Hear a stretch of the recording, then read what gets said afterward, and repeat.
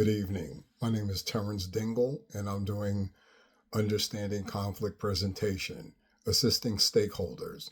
The housing crisis presented in the Key Stakeholders video case study highlight conflicting interests between the community, government agencies, and private developers.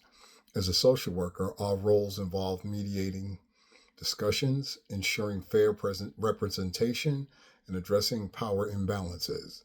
By acting as a bridge between stakeholders, we can promote transparency and collaboration. Social workers also provide critical insight into systemic barriers faced by vulnerable populations.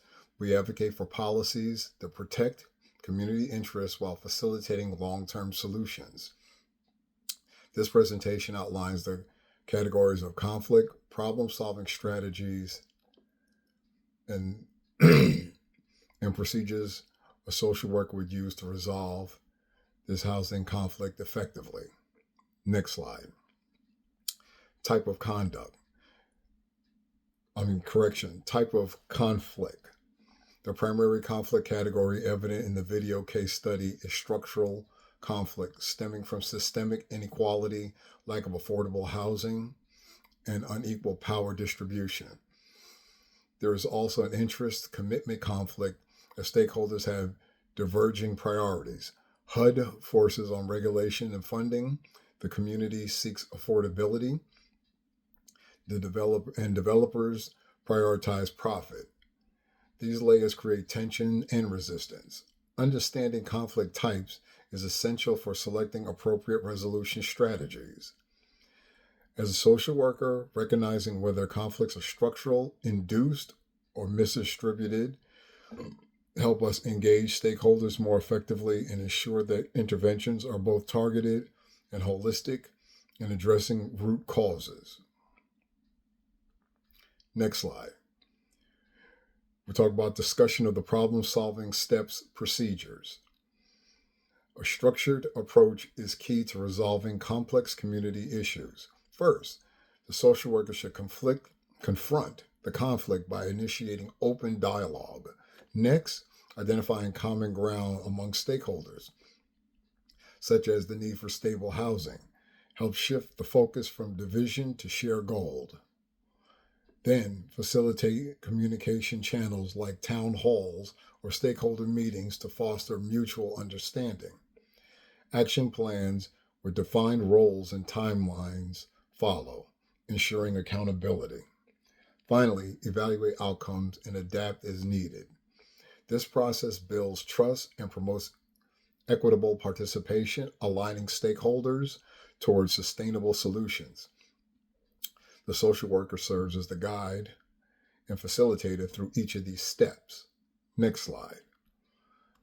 Let's talk about strategies. The most effective strategy in this case is a combination of mediation, and advocacy.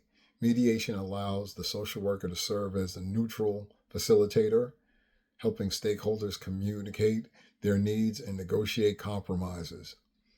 Simultaneously, advocacy is vital for ensuring the voice of marginalized community members are not overlooked, while mediation fosters consensus. Advocacy guarantees that social justice principles are upheld.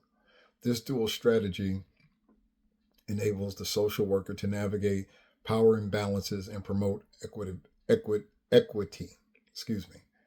Using both tools allows for a balanced approach, resolving conflicts while ensuring the outcome reflects the true needs and interests of the entire community.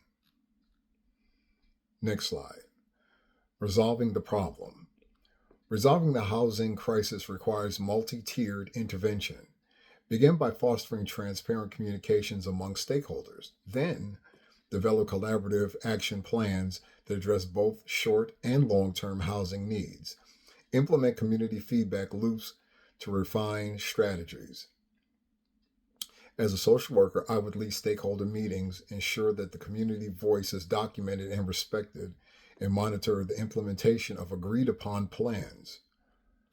Regular evaluation of housing initiatives would ensure progress and identify areas needing adjustment. By integrating policy reform, community engagement, and resource coordination, the resolution becomes inclusive and sustainable. This approach also mitigates recurring conflict by promoting systemic change. Next slide. We're going to talk about collaboration. Effective collaboration is foundational to addressing macro level issues like housing. As a social worker, I would coordinate with local nonprofit legal aid services, housing authorities, and faith based organizations. This multidisciplinary team would address both policy barriers and individual housing needs. We would also engage community members in the planning process, ensuring their lived experiences shape intervention. Collaboration fosters a collective sense of responsibility and encourages buy in from all stakeholders. Social workers act as conveners, bringing together diverse voices and aligning efforts to maximize impact. This unity ensures that both immediate relief and long term solutions are rooted in community empowerment. Next slide. Okay, now we're going to talk about the balance between advocate roles and empowerment roles. Balancing advocacy and empowerment is crucial in social work practices. Advocacy involves speaking up for those who cannot, ensuring their rights and needs are visible in policy and practice. Empowerment, on the other hand, focuses on equipping individuals and communities to advocate for themselves. I would balance these roles by providing resources and education to community members while actively representing their interest in policy discussions. This ensures both immediate support and long term self reliance. Social workers must avoid creating dependency. Instead, they should nurture resilience and leadership within communities. A balanced approach reinforces dignity, agency, and sustainable advocacy. Next slide. Let's talk about rationale. The strategies of combining mediation with advocacy aligns with the National Association of Social Work Code of Ethics and promotes both fairness and effectiveness. Mediation fosters respectful dialogue and relationship building, which is crucial for sustainable conflict resolution. Advocacy ensures marginalized voices are heard, preventing further systemic harm. These strategies also support structural change by influencing policies and encouraging stakeholders' accountability. Each step, from confronting conflict to collaborative planning, is guided by the social worker's values of service, dignity, and social justice. This rationale reflects an evidence based, ethically sound approach to community problem solving, making it a model for addressing similar macro level issues. Thank you.